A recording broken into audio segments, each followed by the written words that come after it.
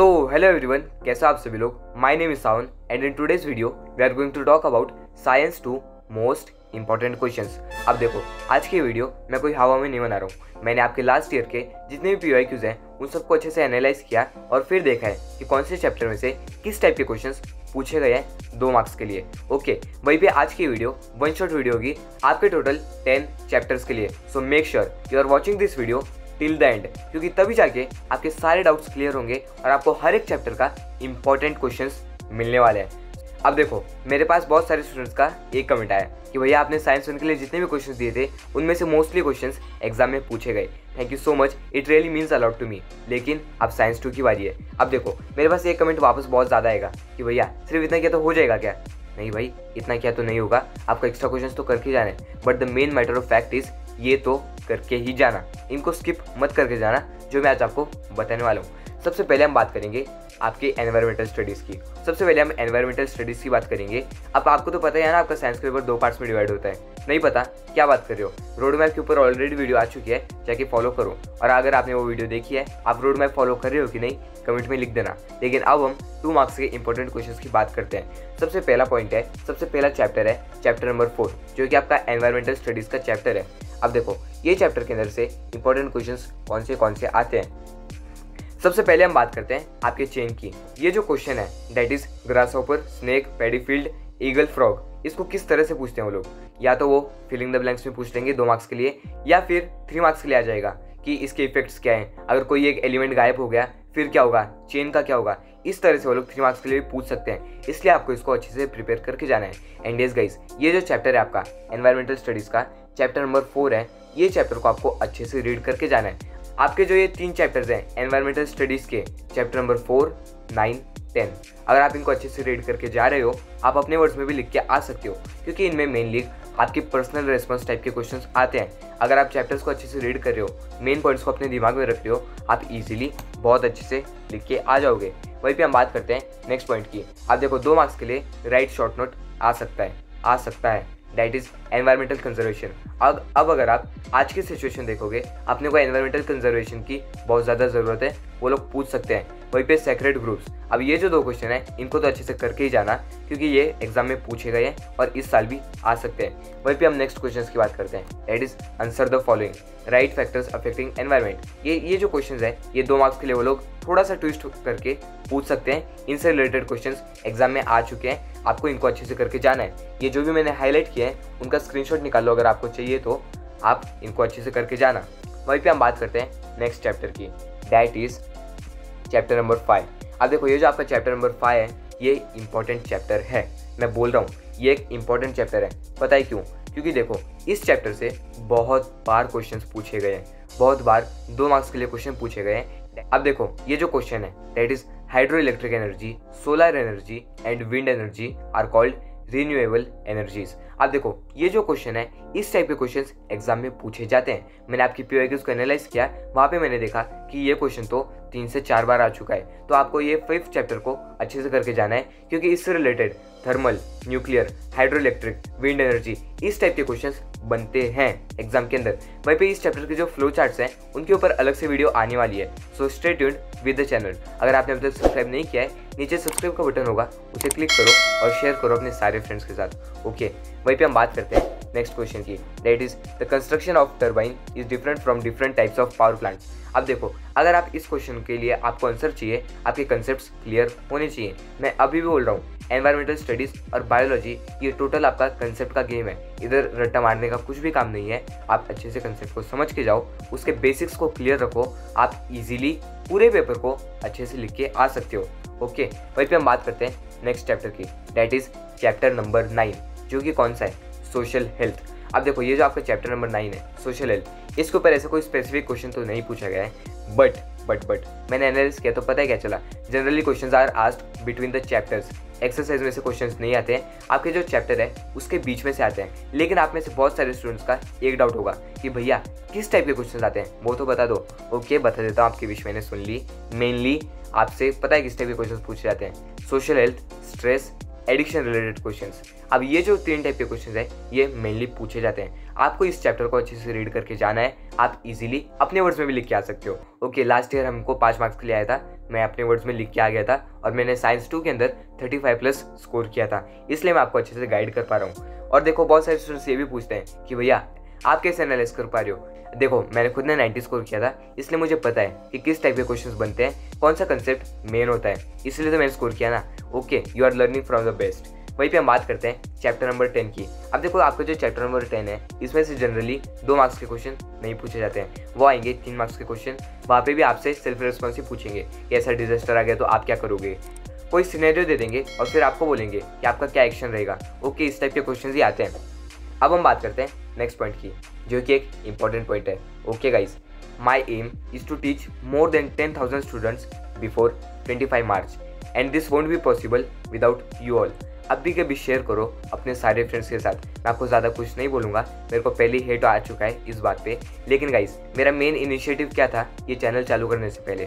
मेरा main initiative ये था कि मैं ज़्यादा से ज़्यादा स्टूडेंट्स को इम्पैक्ट कर पा रहा हूँ। लास्ट ईयर मैंने खुद ही बोर्ड एग्जाम्स दिए थे और मुझे पता है कि जो लोग क्लासेस नहीं जाते हैं, सिर्फ यूट्यूब से पढ़ाई करते हैं, किस लेवल की डिफिकल्टी वो लोग फेस करते हैं। इसलिए मैंने ये चैनल बनाया और आप सब बहुत अच्छा सपोर्ट दिखा रहे हो, दिल से शुक्रिया। आप बहुत अच्छा लगता है आप सब लोगों के साथ कॉन्टैक्ट में आने से। एंड यस गाइस, आज शाम को 4 बजे हम लोग एक इंपॉर्टेंट लाइव सेशन लेने वाले हैं आप सभी लोगों के लिए, साइंस 2 के पेपर के लिए। Okay, be ready. आज शाम को 4 बजे एक बहुत ज़्यादा इंपॉर्टेंट लाइव सेशन होने वाला है। अब हम बात करते हैं नेक्स्ट पॉइंट की, दैट इज बायोलॉजी।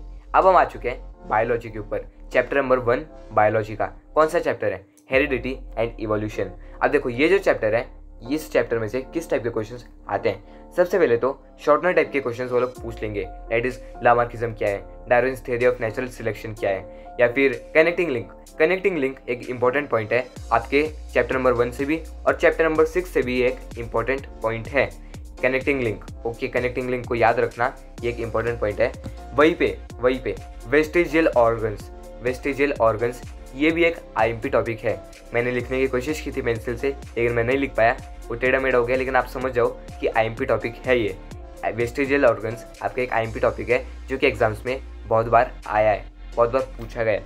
ओके, अब देखो बायोलॉजी को आपको करना क्या है। बायोलॉजी के लिए आपको मेन रखना है कि आप अपने कंसेप्ट को क्लियर रख रहे हो। अब देखो आपको लग रहा होगा कि भैया आप तो कंसेप्ट क्लियर करने के लिए बोल रहे हो, भाई वही तो करना है आपको। अगर आप अपने पेपर को एनालाइज करोगे, पता है क्या देखोगे कि ब्रीफ क्वेश्चंस तो पूछे ही नहीं गए हैं। ओके, ब्रीफ क्वेश्चंस पूछे नहीं जाते हैं, मेनली एक्टिविटी टाइप के क्वेश्चंस आते हैं। और आप एक्टिविटी टाइप के क्वेश्चंस को कैसे सॉल्व कर पाओगे? जब आपके बेसिक कंसेप्ट्स क्लियर होंगे। रिमेंबर माय वर्ड्स, आपको अपने बेसिक कंसेप्ट्स को एकदम अच्छे से क्लियर रखना है, तभी आप पेपर को अच्छे से लिख के आ पाओगे। वहीं पे हम बात करते हैं नेक्स्ट चैप्टर की, जो कि है आपका चैप्टर नंबर 2। और देखो ये जो चैप्टर है ये मोस्ट इंपॉर्टेंट चैप्टर है आपके पूरे सिलेबस में। आपके पूरे 10 चैप्टर्स में से ये सिलेबस, ये चैप्टर बहुत ज़्यादा इंपॉर्टेंट है। पता है क्यों? क्योंकि देखो इससे रिलेटेड 2 मार्क्स वाले जो क्वेश्चन है वो बहुत बार आए हैं आपके एग्जाम्स के अंदर। ये जो क्वेश्चन अगर आप PYQs को एनालाइज करोगे, भाई यही क्वेश्चन पूछे जाते हैं बहुत बार, हर बार। आपको ये जो 5 क्वेश्चन है A B C D E, इनको एकदम अच्छे से करके जाना है, इनको एकदम अच्छे से करके जाना है। मैंने सिर्फ एक को हाईलाइट किया है, लेकिन आपको 5 के 5 को एकदम अच्छे से करके जाना है। वहीं पे हमारा जो डिस्टिंग्विश बिटवीन आता है 2 मार्क्स के लिए, उसके अंदर भी glycolysis and TCA cycle, mitosis and meiosis, aerobic and anaerobic respiration, इस टाइप के क्वेश्चंस आते हैं। ये जो आपका चैप्टर नंबर 2 है, ये एक इंपॉर्टेंट चैप्टर है आपके बोर्ड के पॉइंट ऑफ व्यू से, इसीलिए इस चैप्टर को एकदम अच्छे से फिट करके रखो, समझ के रखो। मैंने भी इस चैप्टर पे मेन फोकस रखा था और ट्रस्ट मी गाइस, ये चैप्टर थोड़ा सा डिफिकल्ट है, लेकिन अगर एक बार इसको समझ गए बस फिर आपका बोर्ड एग्जाम में अच्छे मार्क्स तो कंफर्म है। समझ रहे हो ना? समझ रहे हो ना? फिर आप एक काम करो, अब भी कभी कमेंट करो, I am ready to crack science 2 exam smartly. मैं समझ जाऊंगा कौन कौन इस वीडियो को यहाँ तक देख रहा है और अपने एग्जाम्स को लेके सीरियस है। Okay guys, you all have to be serious और बोर्ड एग्जाम को जैसे आपने साइंस 1 को फोड़ के आए हो, वैसे ही आपको साइंस 2 को भी फोड़ के आना है। यस गाइस, अब हम आ चुके हैं आपके चैप्टर नंबर 3 पे, जो कि आपका बायोलॉजी का चैप्टर नंबर 3 है। और ये जो चैप्टर है ये भी एक IMP चैप्टर है और इसमें से जनरली इन टेक्स्ट क्वेश्चंस पूछे जाते हैं। इन टेक्स्ट क्वेश्चंस आते हैं और वो भी मेनली 3 मार्क्स 5 मार्क्स के लिए पूछे जाते हैं। ये एक आपका IMP चैप्टर है और इसको एकदम अच्छे से करके जाना। इन टेक्स्ट क्वेश्चंस आते हैं और मेनली किस पे आते हैं? आपकी रिप्रोडक्शन पे आते हैं, दैट इज एसेक्सुअल और सेक्सुअल रिप्रोडक्शन पे इसके क्वेश्चंस बनते हैं।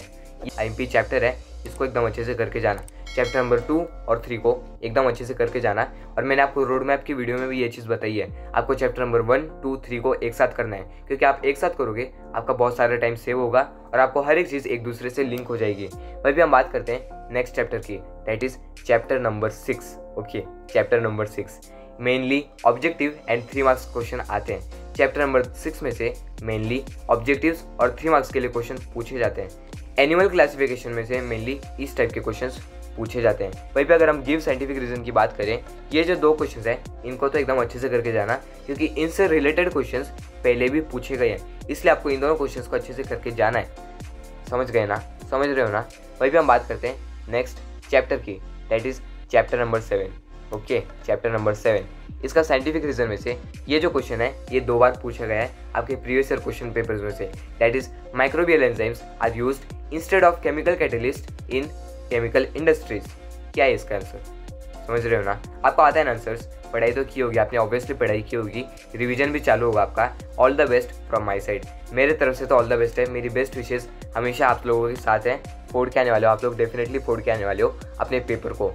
नेक्स्ट चैप्टर की बायोलॉजी की, दैट इज चैप्टर नंबर 8। अब देखो इसमें से green revolution, blue revolution, white revolution, इनसे रिलेटेड क्वेश्चंस वो लोग पूछ सकते हैं। 2 मार्क्स के लिए मेनली उतने क्वेश्चंस नहीं आते हैं। ओके, 2 मार्क्स के लिए मेनली इस चैप्टर में से क्वेश्चन नहीं आते हैं। वो लोग ग्रीन रेवोल्यूशन, ब्लू रेवोल्यूशन और व्हाइट रेवोल्यूशन को पूछ सकते हैं। एंड यस गाइस, ये जो 3 रेवोल्यूशन है इनको एकदम अच्छे से पढ़ के जाना है। ये ऑब्जेक्टिव्स में भी आते हैं, ऑब्जेक्टिव्स में भी आते हैं इस टाइप के क्वेश्चंस। बट आपने देखा होगा कि मेक द पेयर ऐसा कुछ आता है ना, उसके अंदर इनको पूछा जाता है, इसलिए आप उस लेवल से प्रिपेयर करके रखो। डेट या फिर इनके फाउंडर का नेम, इस तरह से आपको प्रिपेयर करके रखना है।